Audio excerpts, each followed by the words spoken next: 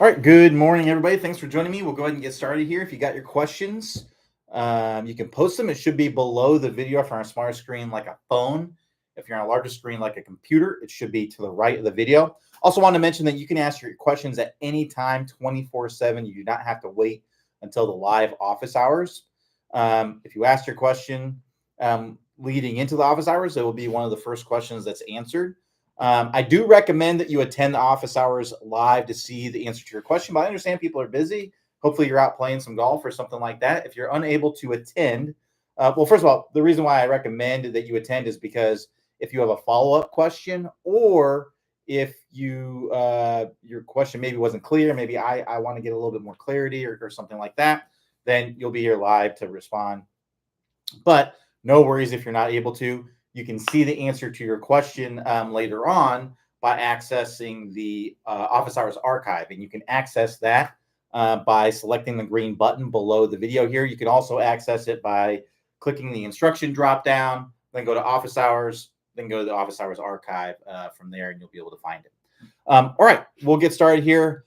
Doesn't look like I have any new questions. I had a follow-up, it looks like, from Craig yesterday. So Craig yesterday was interested in learning about, basically, he wanted me to talk about the takeaway in, getting it to be perfectly on plane and all that stuff. And the short answer was, I don't recommend that you do that you work on that.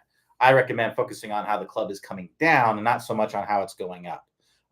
It doesn't matter how it goes up as long as it comes down in the correct place. Now, how it goes up definitely has an influence on how it comes down, but you can have the club come down correctly from bringing it up in many different ways. And not to belabor this and continue to go on about it, but just look at a lot of the best players. You're going to see varying takeaways. You're going to see some that are basically right on plane going up the top. You're going to see some bring it a little bit outside the hands, a little bit inside the hands, some way outside the hands, some way inside the hands. So you're going to see all kinds of different things. So don't try to get that perfectly, because you can bring it up perfectly on plane. That doesn't mean you're going to bring it down perfectly on plane. So focus on bringing it down the right way, and however you bring it up to do that, that's what you should do. And everyone's going to be a little bit different in what works the best for them to be able to do that. So Craig responded, says, thank you for the feedback you gave during the 616 session in connection with my question regarding swing plane and crossing the line on the backswing. Oh yeah. So he also asked about going across the line at the top. So for those of you who aren't familiar with what that means, that basically means that for a right-handed golfer, this club kind of gets to where it's pointing would be right of the target. For a left-handed golfer, it'd be the other way. But basically where the club kind of gets up here like this. And again, that's another thing that isn't inherently a swing fault. It can be a problem if you have a shorter swing, because it makes it more difficult to shallow up the club. So let's say your swing's only this long. Well, if you're kind of like this, it's going to be very, very difficult to get that club to work back where it needs to be without the face getting wide open. Because basically, if I'm like this, I'm going to have to go like that. And look what happens to my club face. My club face gets wide open there. And then I'm going to have to really kind of flip my hands through contact and really try to time up that face. Whereas if I had a shorter swing and I was like this, I got that club shadowing out. Well, now I'm going to be able to kind of get that club face to square up and get that club on plane, but much more easily. So I would only really advise to really work too much on being across the line if it's having an influence on how the club is coming down. That's really what we have to think about with these swing faults is, not everything is inherently a swing fault. It all depends on how the club is coming down to the ball, right? So across the line isn't necessarily a swing fault. There's many, many, many great golfers that are across the line. Jack Nicklaus was across the line. Bubba Watson, Jason Day, Scotty Scheffler, not Jason Day, John Daly, Scotty Scheffler is across the line. There's a lot of golfers that are across the line. And really it's only a problem with how you react to it. So all those golfers that I mentioned, because they have longer swings, they can get that club in a great position by the time they get to here. And that's really, by the time they get the lead arm parallel on the downswing, and that's really what's important. So I would focus on trying, not so much worrying about being across the line, but just trying to get the club to work down in a better way by doing the blue brick shallowing drill or something like that if that's a problem. Now, if you are someone who has a shorter swing and you want to keep that elbow, because that's really what's causing that, is if I have a shorter swing, my elbow kind of gets out away from me. And a lot of times people do that because it feels more powerful, because when I do that, it lengthens the swing, right? But it really just makes the club head travel. It doesn't really lengthen the swing per se, but it makes the club head travel a little bit farther. And for a lot of golfers, that's going to feel more powerful. And when you have a shorter swing, you're trying to grasp power, ways to create power in a lot of different ways. And what a lot of people will do is, if I have an inability, because some people have shoulder issues, they can't lift their arms all the way up. They can't like do a touchdown sign or something like that without bending their arms or arching their back or things like that. And if that's the case, they may not be able to get the arms up as much. And when you do that, you can't get the club head to travel as much. And if I do that, I can get to travel more. And that gets me across the line, which inherently isn't a bad thing. But if you have a shorter swing, it can make issues for you. So if you are in that kind of situation, simple drill, ball between the elbows. This is just a ball that I got from the toy store or the toy section at Target, I think. Put it between your elbows and you're good to go. You probably already have something around the house that you can use. You could use a smaller ball. You just want to put it lower between your elbows. This is about a 6-inch diameter ball. So I would say this would go right at the elbow joints. But if you have a smaller ball, let's say you have a 4.5-inch ball, it might need to go kind of more around your forearms because that might be too small for it to be in your elbow joints. A lot of it depends on the size of you as well, how big and long your arms are and all that good stuff.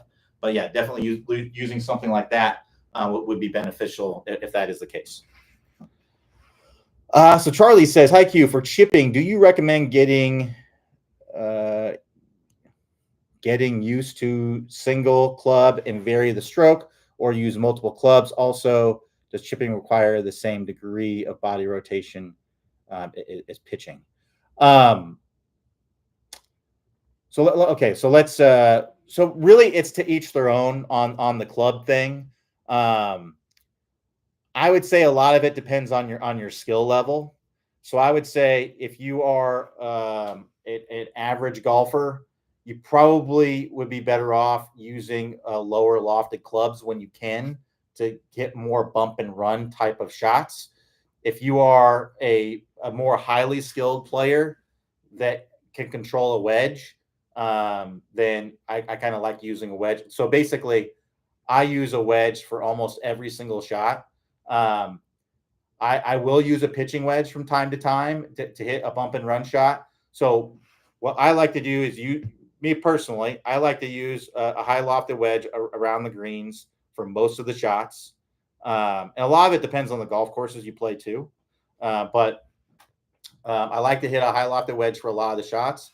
And then I will have a 50-50 club, which for you might be a different club. So let me explain what a 50-50 club is.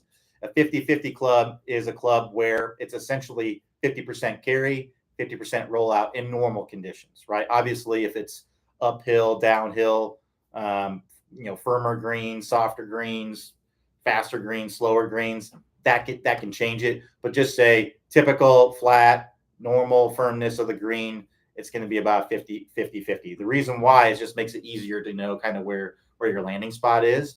And that's essentially what I use for kind of bump and run type of shots. I'll use a hybrid every now and then. If I'm, off of the green, and it's all fairway kind of in front of me, but it's, I personally don't like putting that. It's just, I just have a hard time hitting it hard enough for some reason. And that hybrid has a hotter face, and you don't have to give it near as much as you do with a putt. And it also has some loft on it, so it gets it up in the air just a little bit in the beginning, so you're not rolling it through so much, fairway or whatever it is.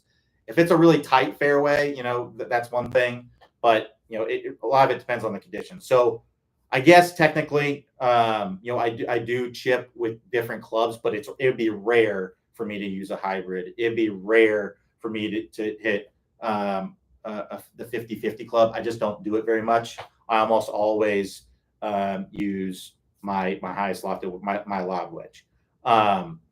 So a lot of it depends on skill. If you can handle a wedge, if you're, using a wedge all the time and you're blading and thinning and chunking all your chips, you probably should,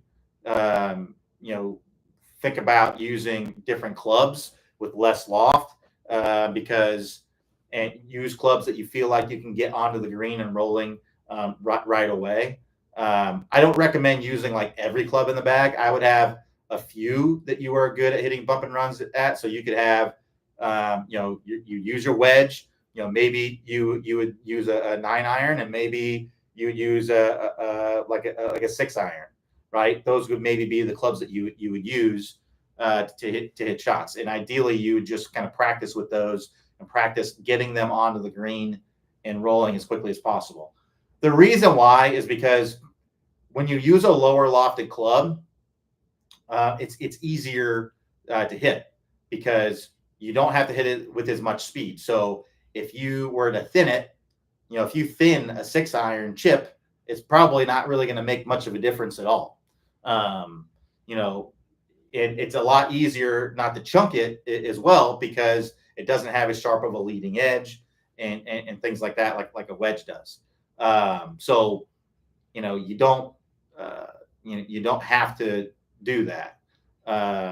So that's kind of, there's no concrete answer there. It really just depends on what your skill level is. So I would say if you're great with a wedge and you can control a wedge, you use a wedge around everywhere, and maybe it'd be special situations where you might do something else if you want to. You don't have to. But like I said, I try to think about, okay, what's my wedge? If I hit a wedge here, what's if I hit 10 shots, what will kind of be like the average, right? And if I hit if I hit my hybrid here, what would kind of be the average, right? And if I kind of feel like the average would be, those 10 shots would be better with a hybrid, I'll hit the hybrid. If it'd be better with the pitching wedge, which is my 50-50 club, I might use that. So a lot of it just depends on what it is. But I would say it might be one time per round or every other round that I would chip with something other than my lob wedge. Now, as far as chipping, the same degree of rotation in pitching as pitching, no, because a chip is a shorter swing, so there's just not going to be as much rotation of your body. A pitch, there's going to be it's a longer swing, so there's going to be more rotation. But there's no, really a pitch shot is generally going to be more of a, you're turning your body more away. So because I have to create more speed. So if I have a chip, right, my chip might just be this, right? And then my pitch, let's say this is a 20-yard chip, right? 20-yard chip might look like this, right? And then a pitch, let's say I have a 50-yard pitch, that might look more like this, where my feet are a little bit farther apart, right? Probably using the same club, and the pitch might look like this, right? It's really not much different. It's literally just a longer swing, and because I'm bringing the club back farther, I'm going to have more rotation through the ball, more rotation away from the ball, more rotation through the ball. So it's not really, I would say chipping because it's a shorter motion. It's more a little bit more arm driven. You're still rotating through, but it's a little bit more arm driven because it's a chip. We don't want to chip like this, right? We want to chip more with our arms because we actually want to swing more steeply in a chip. And if we don't use our arms and it's just rotation, well, look what happens. That club comes in very, very flat. So, there's not typically for a chip shot, there's not a lot of hip rotation back because we want this club to go upward, right? So that way we can bring it down more steeply on the ball. That allows you to make better, more solid contact. If you come in very, very shallow with a chip, your contact's not going to be as consistent. You're probably going to chunk and thin a lot of shots. You actually want to be steep in chipping. So, and then with a pitch shot, it's really going to be kind of more of a blend, right? Where I'm using some arms, right? But because the swing is longer for my pitch shot, I'm going to be rotating my body back a little bit as well. So, so yeah, naturally there's just going to be more rotation with chipping because of that, or with pitching, excuse me. All right, let's keep the questions coming. We got plenty of time left here, about 45 minutes.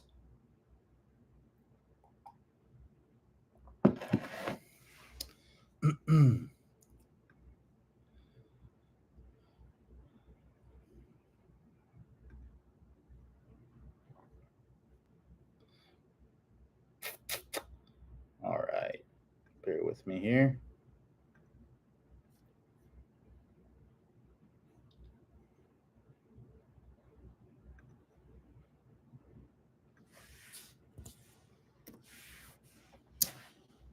All right, so we got a question here. It says, do you swing more with your left hand or your right hand?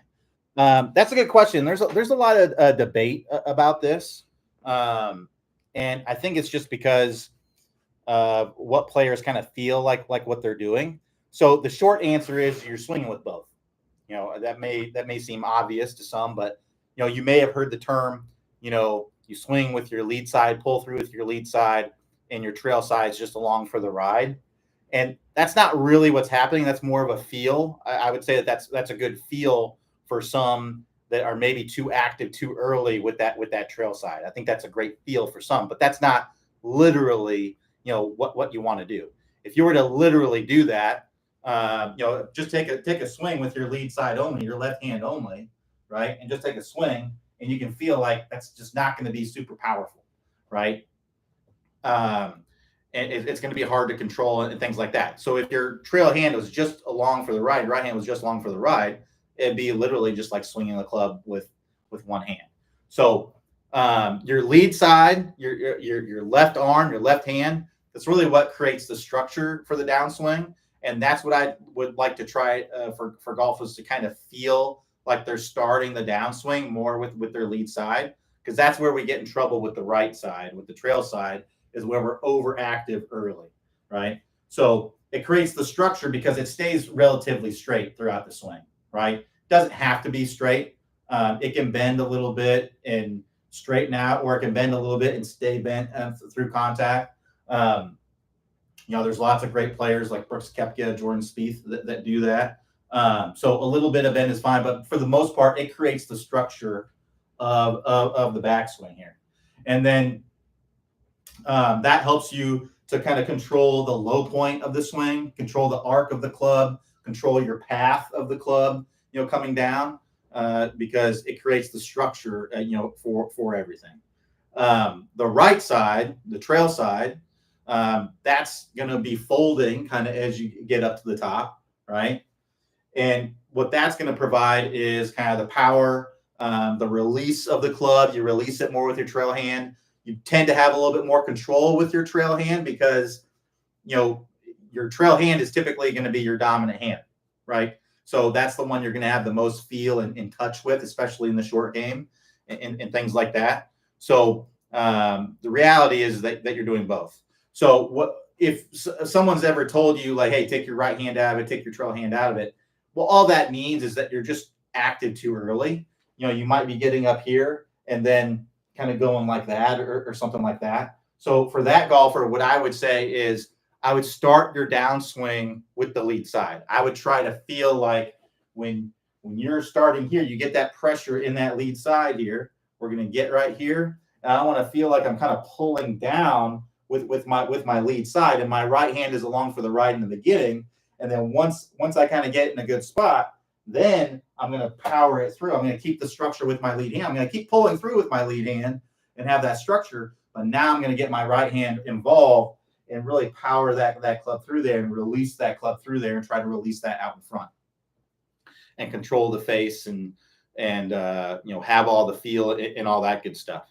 So that's the way I would try to picture it. So a good way you can kind of get the feel for this is just to do some lead arm only swings and your trail hand only swings. And I would only do like half swings, but just to get a feel for kind of getting to the lead side and pulling through, just get that feeling. And you can feel how you really have to use your body and rotate through. You're not going to be able, it's going to be hard to kind of just go, just be all arms with it. You got to turn your body back and then kind of use the weight of the club, try to get the weight of the club to do the work for you as you're pulling it through. That you can get that feel with some one hand only swings. So do some practice swings, and then you can actually even hit some balls doing that. And don't go way up here. It's just going to be very difficult to do that. Maybe eventually you can kind of work your way up to that point. I don't know that it's necessary to do that. I've seen John Daly do some one arm, lead arm only kind of full swings before. He had a cigarette in one hand and was doing that with the other. But you can also do some right hand only swings and kind of get the feel, of the same kind of thing, where you feel exactly, what you're doing. You're feeling the control of the face. You're feeling the control of the release of the club and things like that. And then you can put both of them together and try to kind of get that same feel that you had when you had them separated. I think that's a good way to kind of think about it. So again, the short answer is it's not more of one or more of the other. They're really both involved. They both serve a purpose. You may need to feel like there's more of one or more of the other. Here's what I would say. Most people are going to probably need to feel like they're more lead side dominant versus trail side dominant, because most people, come over the top and get that right arm, too early in the swing. And if that's the case, then I would try to feel like the lead side is doing everything and your trail side is along for the ride, even though that's not literally what's happening. Because golf is a game of adjusting your feel to get the desired result that you want, right? Now, if you're in a situation where, maybe you're really rotating through too much, the face is kind of getting wide open, your trail arm's kind of getting back behind you and things like that, you may want to feel like your right arm kind of stays in front of you and kind of powers the swing a little bit more. I would say that's fairly rare. You're going to see that in people that tend to be more flexible and rotational is where you're going to see that. A lot of times teenagers, are in that category. But most typical golfers aren't going to be in that category. So if you are in that situation and you're not really sure, what you need to feel or things like that, try some of these lead arm only and trail arm only kind of swings. If you're still not really sure, I would recommend maybe considering working with a coach. I do online lessons myself. I would love to have the opportunity to work with you. So you should see somewhere on this screen where there should be a link where you can sign up if you want to. Hopefully I got some spots available. If I don't, no worries. Just click the waiting list, and we can take a look at your swing and see what you need to do, from there. All right, let's keep going here. All right, looks like we got a couple questions in here. That's good. Okay. So we got one here from Ralph.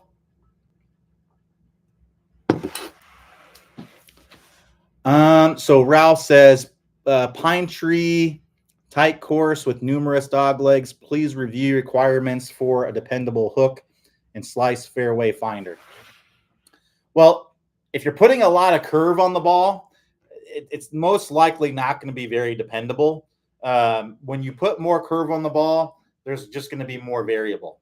So I don't really try to recommend slicing it and hooking it around everywhere. I recommend trying to hit it relatively straight. If you want to put a little bit of draw on it or a little bit of fade on it, it's fine. But I don't really recommend trying to hit, rope hooks and slices and expecting to be very consistent with it, because unless you're just really high level at controlling your face and your path, it's when you put more curve on the ball, it's going to be more it's going to be more variable. So just expect that a little bit. But what you need to do to hit a fade is the face has to be open to the path, right? So what you can do is have a weaker grip, aim your body to the left, swing along your body, hold the face open, and the ball will slice.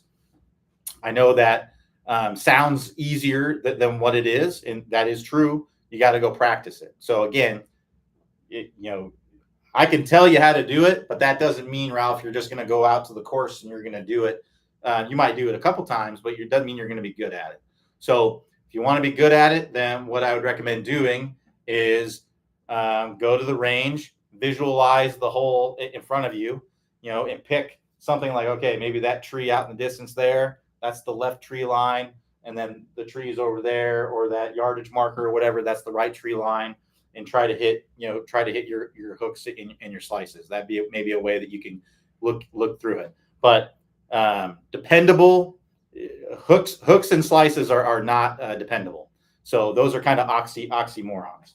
To hook it, I just do the opposite. Aim your body to the right, swing along your body with a closed face. You can strengthen the grip, get a real strong grip, get that face kind of, you almost feel like you're setting up like the face is hooded. Swing along your body and get the ball to hook.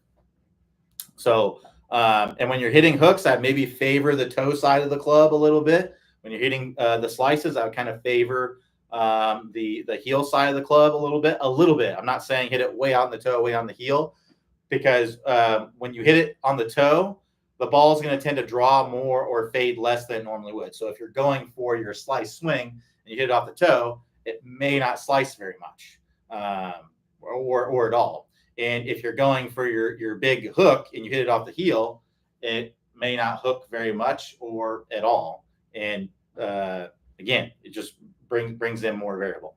What I recommend doing is hitting a straight ball. You're not really going to gain much typically by hitting these big hooks and things like that.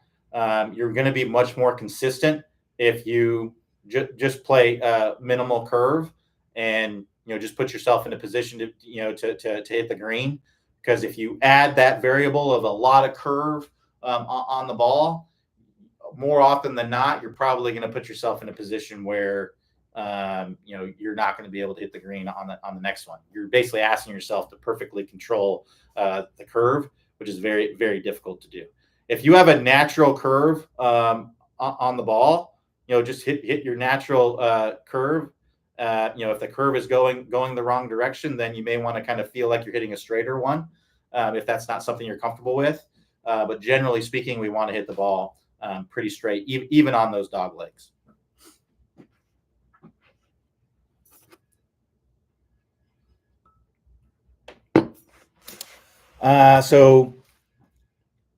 Guffron says, for bunker open face, now, hold on. For bunker open face, how open path out to in, how far you go in backswing and bunker shot, how to play uphill line. Okay, so looks like there's a bunch of questions in there. As far as path, it can be out to in. A lot of it depends on the club that you're hitting. If you're hitting the BX1, you're just making your normal swing where you're very neutral path, face is square, right? So if you're using the BX1 or a club like this, you're not opening up the face. The face is already open enough. It's built into it. The loft is already built into it. So with a club like this, you're really just hitting down into the sand with a neutral path. If you are playing normal kind of wedge, then it's going to generally be a little bit left. Some of it depends on so it depends on how low your hands are, because the lower your hands are, the more square the face is going to be. So your path may not be as left relative to the thing. What I recommend doing is not worry about your club path. Just worry about having the face open, hitting the sand in the correct spot, and hitting down into the sand. If your path gets a little bit out to in, that's okay. If it's not out to in, that's okay too. As long as the club is working down steeply into the sand, the face is open, and you're hitting the sand in the right spot, you will do just fine in the sand. As far as how far you go back in the backswing, as far as you need to get it to go, the right distance. The way that you control distance out of the sand is the same way you control distance with any other shot, with a pitch shot or anything like that. It's just that people struggle with it is because the quality of the strike is harder to control, right? It's much easier to control the quality of a strike of a chip shot, right? Because you just make ball first contact, you hit it in the middle of the face, and that's much easier to control. But in a sand shot, you got to hit, you're not hitting the ball, right? You're hitting the sand first, and where you hit the sand, and how you're coming through the sand and how open the face is and all that stuff. Your technique determines the quality of the strike. So what controls the speed or what controls the distance of a shot? Any shot. This is any shot is the quality of the strike paired with the speed that you are hitting it and the loft that you are hitting it with. And in some cases, your face to path relationships, or you cutting across it, things like that. That's mainly what controls the distance of it. So it's no different in a bunker, right? The speed, if I hit it with less speed or more speed, all things equal, more speed, the ball's going to go farther. Less speed, the ball's going to go shorter, all things equal. The quality of the strike, hitting the sand in the right spot. And I think that's really where everyone gets hung up. If you want to learn how to control your distance out of the bunker, you got to learn how to, because I think most people have a sense of controlling the speed a little bit because you have to control speed on other shots. But you got to learn how to control the strike. And with the way it's just a tried and true drill is to just have a row of balls. Go to your practice bunker, have a row of balls, 6 inches or so apart. That doesn't have to be exact. Just have them spaced out, so that way one shot doesn't disturb the next, which is roughly going to be about 6 inches. So have a row of balls like that. Put a line in the sand about 4 inches behind the ball, and then practice entering the sand at that line. And if you can get good at hitting the sand in the correct space, in the correct place, you will be able to control your bunker shots a lot better.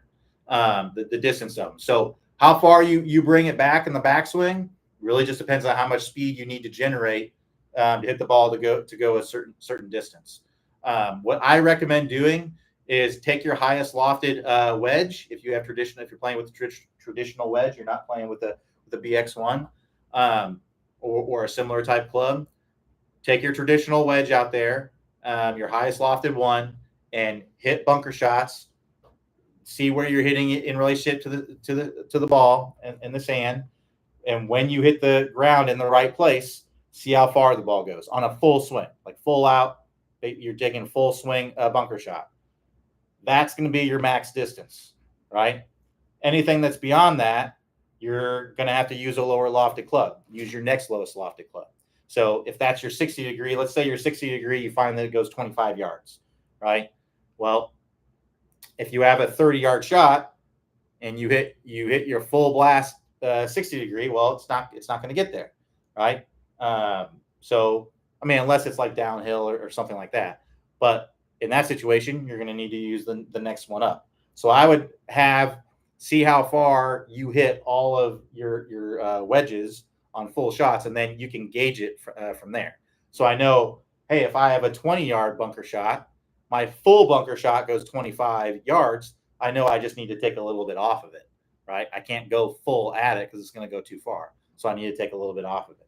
If I have 10 yards, I need to take more off of it, right? So that's the way you would kind of look at it. And then as far as how to play in a bunker and uphill lie, this is by far the best lie to have in a bunker because it essentially helps you to hit it up faster, right? So what I would do is the only thing that you're changing is the position of your body, right? Everything is the same. It's just that I'm going to tilt my spine with it. So if this would be how I would be for a normal bunker shot, right, where I'm kind of straight up and down here. If I have an uphill one, where my leg's kind of up like this, my body's going to go with that because I want to swing the club with the slope. Right? So I don't want to have an uphill lie and I'm swinging into the slope. I want my body to swing with the slope. So expect it to come out higher because when you have an uphill lie, it essentially adds loft. So it's going to come out higher when you do that. So expect that. But yeah, that's really the only thing that you do different. Ball position, shipping on tight lie, what club is safe to use. So a lot of this is just going to depend on your skill level. If you're not very skilled with, like you're not very skilled with a wedge, like you don't feel comfortable with the wedge on this kind of lie, then if it's a tight lie in your chipping, if you have the ability to putt it, I'd probably putt it. If it's fairway in front of you, if you can't putt it, so let's say it's a tight lie, but maybe there's some rough in front of you or something like that you can't putt it through, then I would choose a club, whatever the lowest lofted club is, that you're going to be able to get over whatever the rough or whatever it is in front of you and get on the green and rolling toward the hole as soon as possible. So there's no one way. There's no safe club necessarily. It really just depends on ability levels. The safest club is going to be a putter. I mean, that is going to be the safest club. But if you have rough in front of you, it may not be an option. So if you're asking this question, I'm guessing it's because you have trouble with these situations. I would look at putting it or, maybe hitting it with a fairway wood, choking up on a fairway wood. And, because I like to use a fairway wood in that situation sometimes, as I mentioned earlier, just because, I would putt it. It depends on the course. If it's really tight and it's, the fairway is almost similar to the green, like Oakmont, when you're watching the U.S. Open, there was hardly a difference between the green and the fairway in front of the green on a lot of those holes. That's why you saw a lot of those guys putting. The only really difference is the way it was mowed, right? One was mowed like, going back and forth, whereas greens are usually mowed, kind of in a circle and then back and forth or whatever. But yeah, that's, the grass wasn't much longer in the fairway than it was in the green. In fact, I would venture to say those fairways are probably faster than a lot of public courses greens at Oakmont. Or at least I don't know if it's always like that, but at least it was this week. So in that situation, I'm definitely putting it because it's pretty much a green. But if it's a little bit of a longer fairway, I like to use my hybrid in that situation because it's just got a little bit more pop on it. It's got a little bit of loft, so it will lift it up in the air. I don't have to hit it near as hard. So keep that in mind. And again, practice these things. If you want to be good at them, you have to practice it. I can tell you how to do it, but it doesn't do anything. Now, if you're highly skilled with a wedge, I can go over kind of a simple kind of wedge technique. So what I would do is feet close together. I like ball position for a standard kind of shot. I like it kind of just inside of my foot. I'm going to have my body, everything's going to be forward. So my spine is going to be tilting forward. My body's going to be forward. I want to feel like my shirt buttons are over my left foot. All my weight is forward, right? My hands are forward. Everything is forward. I would also, especially if it's a tight lie, stand a little bit closer to it. Stand a little bit closer to it and have your hands out away from your body. This is going to get the toe down. And that's on purpose a little bit because it's going to make it easier to get it underneath the ball. It's a lot easier just to kind of get this part of the club underneath the ball, the toe under the club, than the entire club underneath the ball. So if you stand a little bit closer to it, it does a couple things. One, it gets it to where it makes it a little bit easier. It also gets your what's called vertical swing plane, which is essentially, if let's say my club was right here, my vertical swing plane would be like 90 degrees, right? Because it's straight down. Here would be like probably like 70 degrees. If it's like this, it's like 10 degrees. Typically, the higher your vertical swing plane is, the steeper you are with your vertical swing plane and chip shots, the better off you're going to be. So it just makes it easier to control the contact. Makes the contact much more consistent. There's a lot of people who talk about bringing it in really shallow and using the bounce and all that stuff.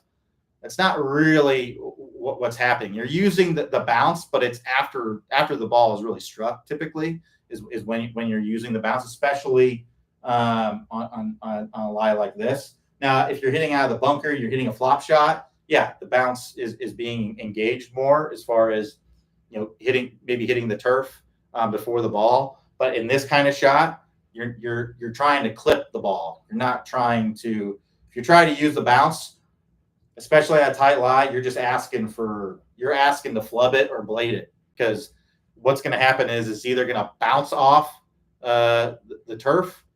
You may flub it, because if let's say you do engage the bounce and you do get the leading edge underneath it, well, if that club is gliding on the turf before it gets the ball, well, if there's a bunch of moisture and dirt and all that gets between the club and the face, well, now you lose all your spin, and the ball may slip on the face and come out a little bit higher with no spin. Like that's not ideally what you want.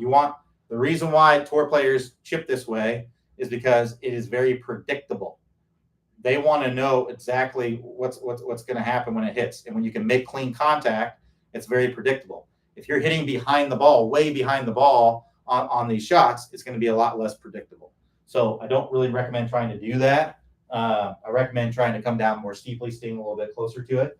Now, the key here is people who struggle with these kinds of shots, typically their body is moving down toward the ground.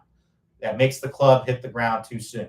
So that would look something like this, right? I'm exaggerating, but they kind of move down. Well, if you do that, you are gonna gouge the ground, and you're most likely gonna hit the ground too soon. So really, what we want to do is we want to have a gentle extension of the hips through contact. So what that means is, if you look at the best chippers, their body is going to be moving up gently as they come through contact. Now, a lot of times that's what allows the turf to stay undisturbed, even though we are hitting down on this ball quite a bit, even though our vertical swing plane is very steep, even though we have shaft lean and we're basically not engaging the bounce and things like that. The reasoning is that we're able to move the club up and away from the ground as it's moving into the ground, right? So if I can move my body upward gently as my club works down, then I can kind of level things out, and I'm not going to gouge the ground. If I do all these things and then I bring it back and I drop down, well, yeah, I'm going to gouge the ground, probably going to hit the ground too soon. But if I can bring it back and then as the club is working down, gently move up, right? Kind of like that, then that's going to allow me to be very consistent with my strike. Think about it this way. Imagine you were going to take this ball and you were going to toss it. Well, what would you do? If you watch when I toss it, what does my body do? My hips kind of extend forward. Like naturally, that's what everyone does. No one ever goes like this, right? But that's how a lot of people chip the ball. So I want you to kind of feel like you have this motion where you are kind of moving your body up as you come through contact. Now, I'm not saying you're going like that. I'm saying gently. It's your hips are gently extending up. And if you do that, you're going to be a lot more consistent with those shots. So it's something you have to practice. Like I said, I can tell you how to do it, but you got to go practice it. It's not something that you're just going to be able to do first time out. Well, what I would do is I would actually go find some bare lies, nothing, where there's nothing, like the muddy, bare, tough lies, and practice out of those. Because if you can hit the shots out of those lies, you can hit the shots out of anything. Find like a sandy, bare, what do they call it? The hot spot or whatever it is, burnt out spot. Try to find those where there's hardly any grass, no nothing. Hit out of divots. And if you chip out of those things, it's just going to make you a lot better chipper and help you understand how to hit these shots. No problem. Glad to help. All right. Yeah, we got about 15 minutes left here if we got any more questions. If not, no big deal at all.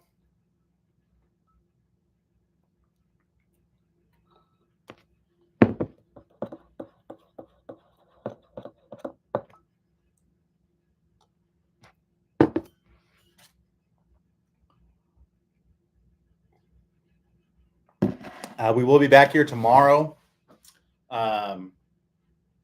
Tomorrow's Wednesday, so it'll be 11 a.m. Eastern time. All right, so Mark P says, what's the fix for the pulls?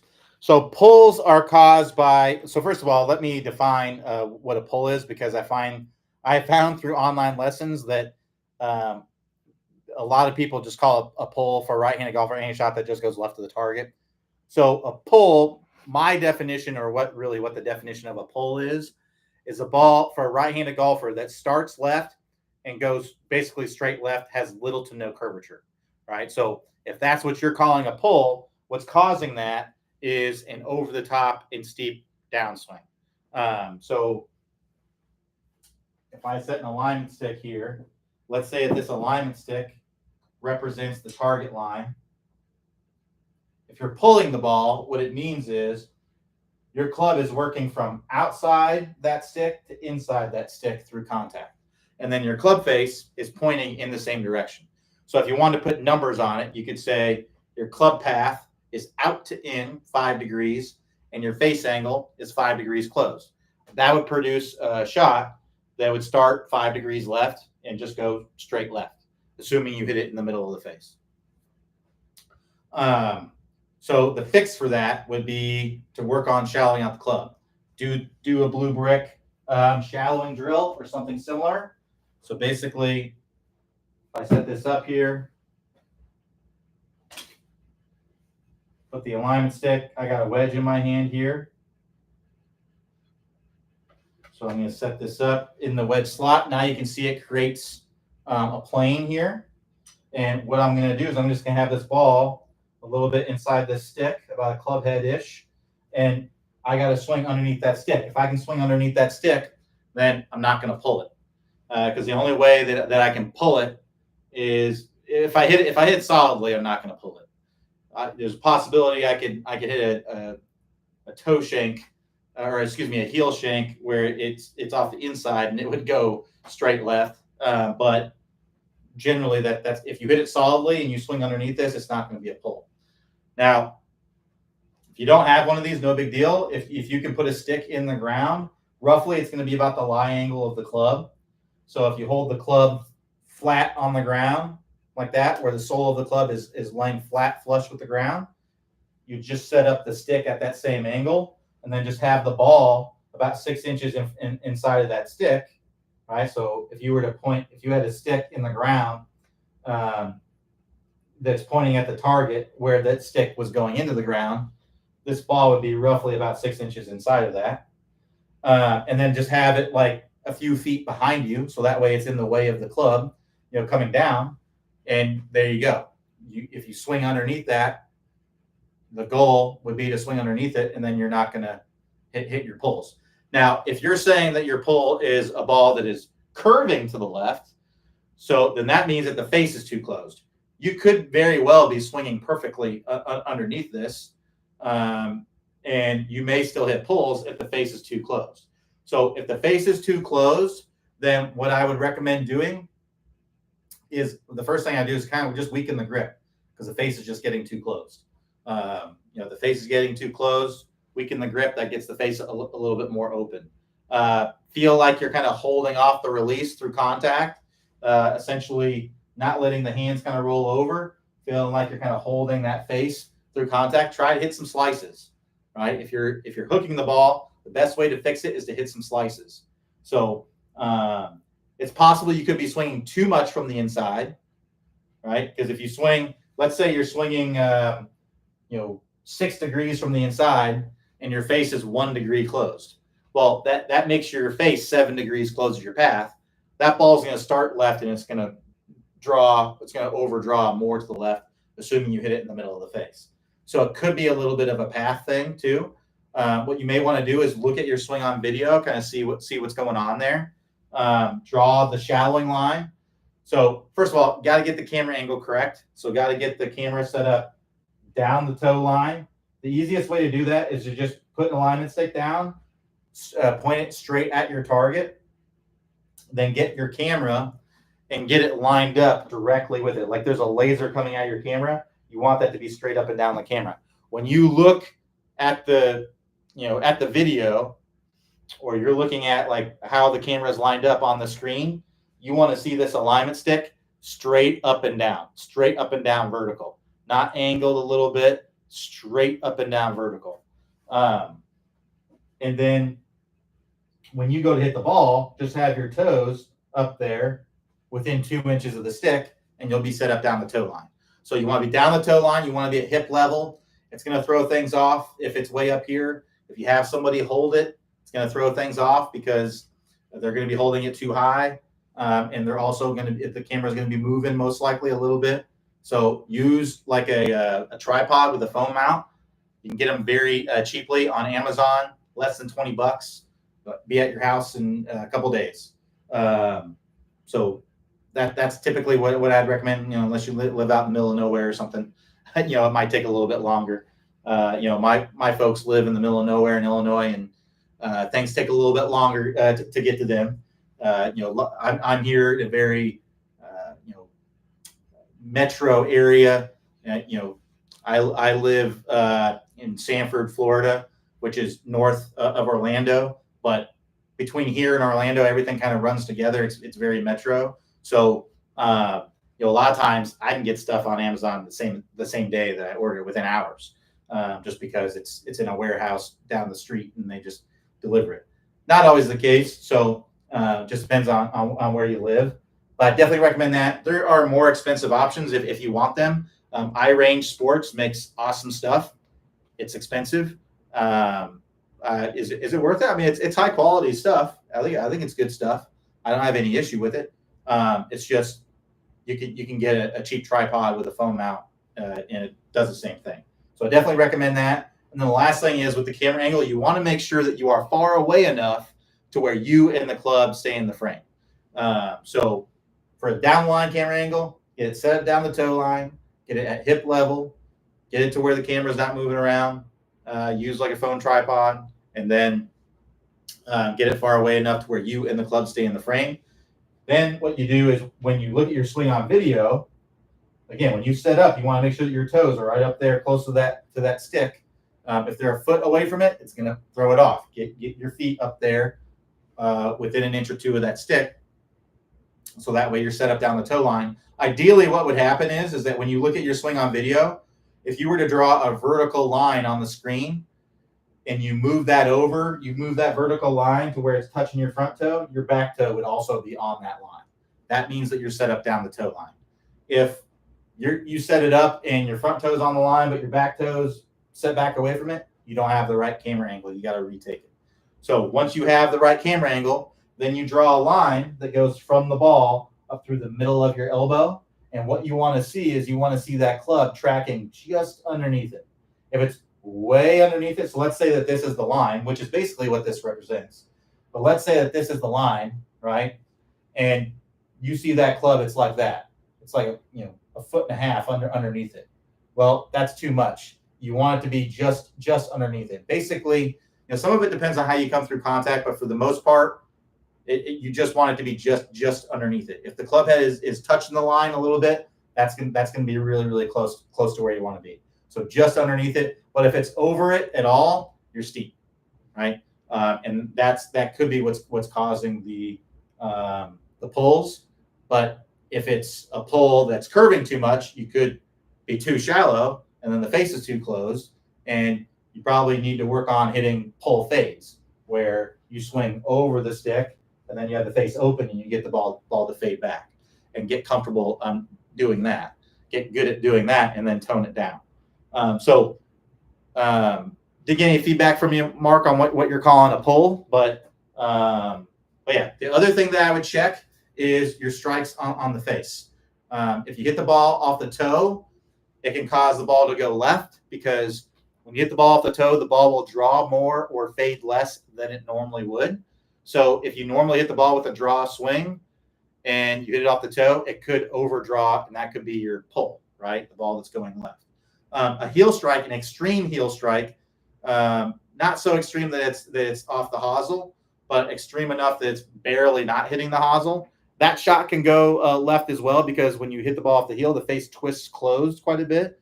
And yes, it will fade more or draw less than it normally would. But let's say that you hit the ball, you're hitting the ball with a draw swing, and you hit it extremely off the heel. Well, that ball might start left and just kind of go straight left, because it would have drawn had you hit it in the middle of the face. But because you hit it off the heel extremely, it might just go straight left. So yeah, those would be things I'd be looking at to check the strikes. Get yourself some of this stuff. This is Dr. Scholl's Odor X. I always recommend this stuff because this is pretty much readily available for everybody. If you have a pharmacy near you, most likely they have this. So Dr. Scholl, this is the one I recommend, by the way. Don't. It's not very expensive. It's $5 or $6 a can, and this is the only one that I really recommend, because it sprays on very, very nice and white. Some of the other ones don't have a white powder in them, so you may just be spraying something clear on the club face. Don't go too crazy with it. If you go too crazy with it, the ball can slip on the face and it can affect your ball flight. You really, literally, this is all you need. That's it. That's all you need. And if you let it sit on there for like 30 seconds, it will look better. When you first put it on, it doesn't always look that white and powdery, but it's because it's still wet. Once it dries, it's very powdery. So if you look here, I don't know if you can tell, but that's a white powdery face on there. I don't know if I can get a little bit closer, maybe that. I don't know if you can really tell. It's hard to tell because maybe you didn't know what it looked like before, but it's definitely white and powdery on there. It doesn't take much. And what that does is that allows you to clearly see the strike on the face, right? So you can notice if I rub a little bit of it off, I don't know if you can see now, but you can see I rubbed a little bit off. I can see the strike on the face now. This driver might be a little bit easier. Yeah. So this driver face was black, but I have a little bit of powder on there. You can see it doesn't take much, and you can clearly see strike on the face. So check your strikes on the face. It could be a little bit of a combination of things, like I mentioned. So definitely check the strikes on the face. There's also this stuff that is called strike spray. I would get this if you really hate the odor, the foot powder spray odor, because this is basically the same thing. It just doesn't have the odor. So you can get this on Amazon. The only downside is it is slightly more expensive. It seems like it's a lot more expensive, but it's really only slightly more expensive because it's bigger cans. So price per ounce, you're getting more. I think they're 8-ounce cans or something like that, and they're like $10 a can. Whereas these are like 4.7 ounces, and they're $5-6 a can. Might be a little different depending on where you live. Things are a little bit more expensive where I live. So where you live, it might be a little less expensive. Could be a little bit more expensive, but definitely recommend that stuff. Yep, straight pull and not turning. I'll work getting it more shallow. Yeah, so basically doing a drill like this, basically you need to get your club path to be more to the right, more in to out, assuming you're right-handed. So that's what I would work on. I would set up some sort of barrier to force you to do it. I would try to hit some push shots. Set up your feet pointing at a target, and then try to hit some push shots right of the target, and then tone it down from there. Get the dead straight ball flight you're looking for. All right, we'll wrap it up right there. Thank you, everybody, for joining me. We'll be back here tomorrow 11 a.m. Eastern time. Everybody have a great rest of your day, and I will talk to you next time.